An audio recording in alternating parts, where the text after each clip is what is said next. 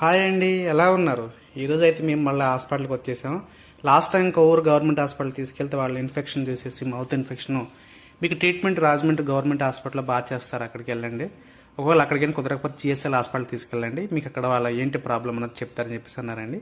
సరే అని చెప్పేసి 2 days గ్యాప్లోనే మళ్ళీ నేను కొవ్వూరు హాస్పిటల్ నుంచి నేను రాజమండ్రి గవర్నమెంట్ హాస్పిటల్కి తీసుకొచ్చేసి నేను అక్కడ ఓపీ అయితే రాయించాను. ఓపీ రాయించిన తర్వాత మాకు నెంబర్ ఇచ్చారు, టోకెన్ నెంబరు, పలానా రూమ్ నెంబర్ అని చెప్పారు. మేము సరే అని చెప్పేసి ఆ రూమ్ నెంబర్కి అయితే మేము వెళ్ళిపోయాము.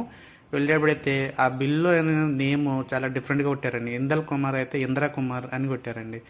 అది ఇక మేడం చూసి ఏంటి అమ్మాయి అబ్బాయి అని డౌట్ పడుతున్నారు. మేడం ఇది మాదే మేడం, మిస్టేక్ కొట్టారు, మళ్ళీ ఓపీ రాయించుకుంటామని చెప్పేసి రాయించుకోవాలని చెప్పాను.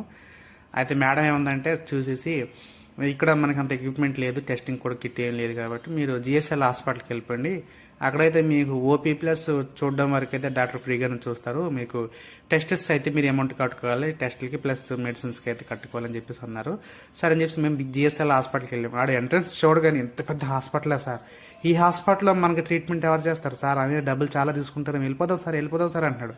అలా ఏం కాదురా, ఇక్కడ చాలా బాగా చూస్తారు. ఇది government medical college plus hospital కాబట్టి చూస్తారు. ఇక్కడ బయట నుంచి వచ్చిన వ్యక్తులు కూడా కొంచెం తక్కువలో చూస్తారు అని చెప్పేసి నేను అడిగి దాన్ని చెప్పి, అయినా మౌత్ ఇన్ఫెక్షనే కదా, పెద్ద ప్రాబ్లం ఉండదు, అసలు ప్రాబ్లం ఏంటో తెలుసుకుని వచ్చి నేను తీసుకెళ్ళిపోయాను.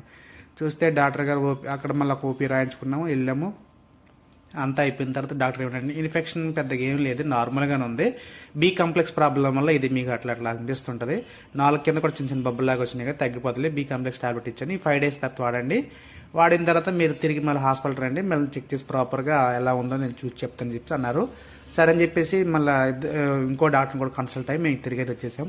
కింద మెడిసిన్స్ రాస్తే మెడిసిన్ తీసుకోవడానికి వస్తే అక్కడ వాళ్ళు ఏమన్నారంటే ఫోన్పే పనిచేస్తలేదండి మాకు, మీరు అమౌంట్ తీసుకురండి అని చెప్పారు. ఇదొక ప్రాబ్లం, అసలే క్యాష్ మనకి జేబులో లేదు, పర్సులో కూడా లేదు.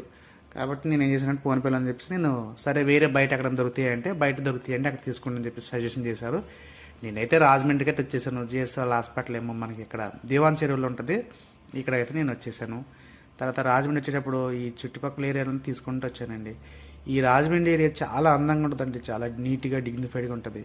ఇవన్నీ చూసుకుని వచ్చాం. వీడియోలో అయితే మీకు అంత ప్రాపర్గా చూపించలేకపోయాను, కానీ కాకపోతే రాజమండ్రి వ్యూ అయితే చాలా బాగుంటుంది. రాజమండ్రి సర్కిల్ ఏరియాలో ఉన్న మన ఫ్రెండ్స్ ఎవరైనా ఉంటే తప్పక కామెంట్ చేయండి. మరిన్ని వీడియోస్ కోసం మా ఛానల్ తప్పకుండా సబ్స్క్రైబ్ చేయండి. ఇలాగే మీరు ప్రతి ఒక్క వీడియోని మాకు లైక్ చేస్తుంటే మీకు మంచి మంచి వీడియోస్ పోస్ట్ చేస్తుంటాం.